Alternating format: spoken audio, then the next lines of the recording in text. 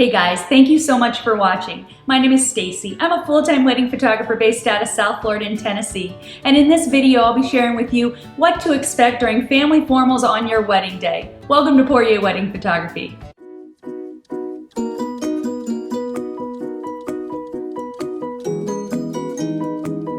Photos are one of the most important aspects of your wedding day. Now throughout this video you'll hear me refer to them as family formals, and that's because everybody's formally dressed up and ready for their photo. So let's get started. I love family formal time. I know it can be quite crazy and at times it can be like herding cats, but it's such an exciting time as well. It's a perfect opportunity for you to get an amazing photo with a family member that maybe you haven't seen in years. And it's something that your family will hang up on the wall, and these are the images that will be printed on a regular basis. So they're very important. Now when I'm creating my family formal list, I stick traditional in regards to the parents, siblings, their spouses, any children, and grandparents. Aunts and uncles are usually added on towards the end of the list, and if time allows, they are captured during the family formal time. If not, they're usually captured during the reception, and I'll go over that in just a little bit.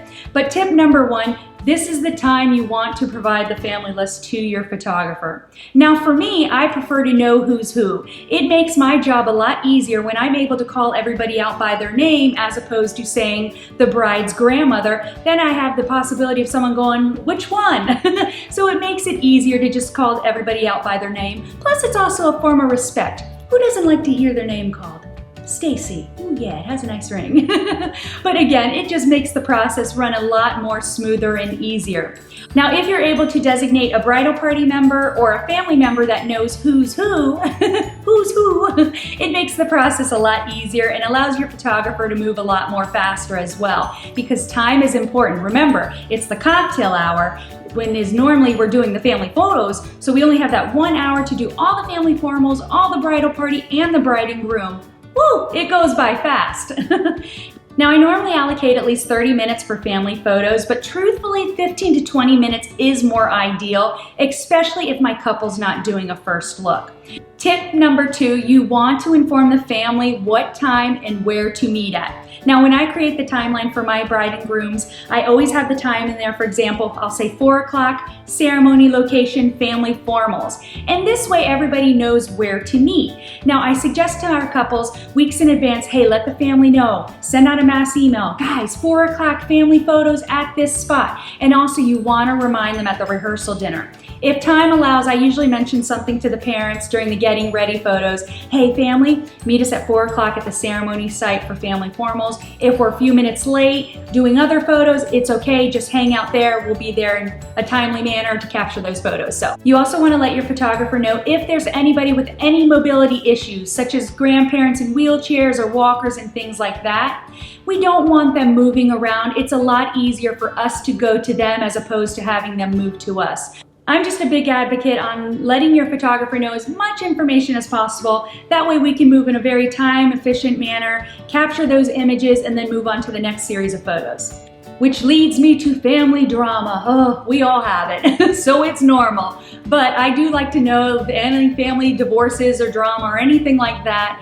Again, I want to make sure everybody has an amazing experience. I don't want to pose somebody next to somebody that maybe they just don't get along and you can see it in their face and it's like, I feel like there's some drama here. So when you let your photographer know this information, it allows them to create that list saying, all right, I know to keep parent A away from parent B, and maybe I'll pose them this way, and so on and so forth. So keep that in mind. Again, the more information you share with your photographer, the better off you are. Now for me, when I'm posing the family formals, I usually find the spot and I'll pose my bride and groom first. It's just a lot easier keeping my bride stationary in one spot and bringing everybody in and out throughout those photos. I mean, if you think about it, you're carrying that big ball gown, a beautiful train, and I just want to keep you in a spot where I know no one's going to step on the train or no one's going to step on your veil or anything like that. And again, it just allows us to move a lot faster when I just have you in one spot and then bring everybody in. Now I am a hands-on photographer, meaning I will guide and direct. I'm not literally hands-on, so, but I will guide and direct. You know, this is a perfect time to capture an amazing family formal. So it takes just a matter of seconds for me to say, hey mom, put your hand on your daughter's forearm. Put the arm around her lower back underneath the veil. That's a big tip, guys. You want to make sure it's underneath the veil, because if they put it on top of the veil, you have potential of pulling the hair and everything else. So I try to let my brides know on the wedding day, I'm like, listen, when it comes to family formals, sometimes the family gets so excited, they run in there for a hug. Just FYI, they're going to be pulling on you, so try not to yell too much. But at least they know, and they'll say, hey, watch it, you know, it's pulling on my hair and everything else. So, but again, when I'm doing the family formals, I am there to step in to guide and direct, just to ensure that you have a beautiful photo. These are the photos that most likely parents will be printing, and they will be hanging up on the wall. Grandparents will be printing as well and showcasing to their friends and family, saying, that's my granddaughter, she was married to such, and so on and so forth. So family formals are an important aspect of the day, and truthfully, I won't shoot a wedding without them.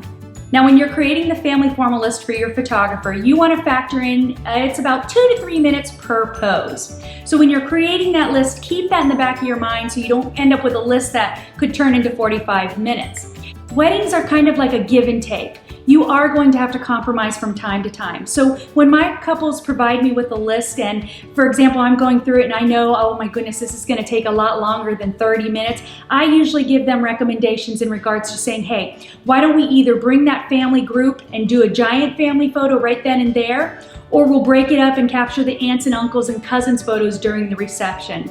At the end of the day though, it's my couple's call, and they'll let me know what's best for them, or they'll let me know, hey, how important this photo is, and I'll make sure to go up to them during that reception and say, hey, we gotta get this photo with this particular person, and so on. I hope you guys found this video helpful. If you did, give me a thumbs up. Thank you so much for watching, and I'll see you next time.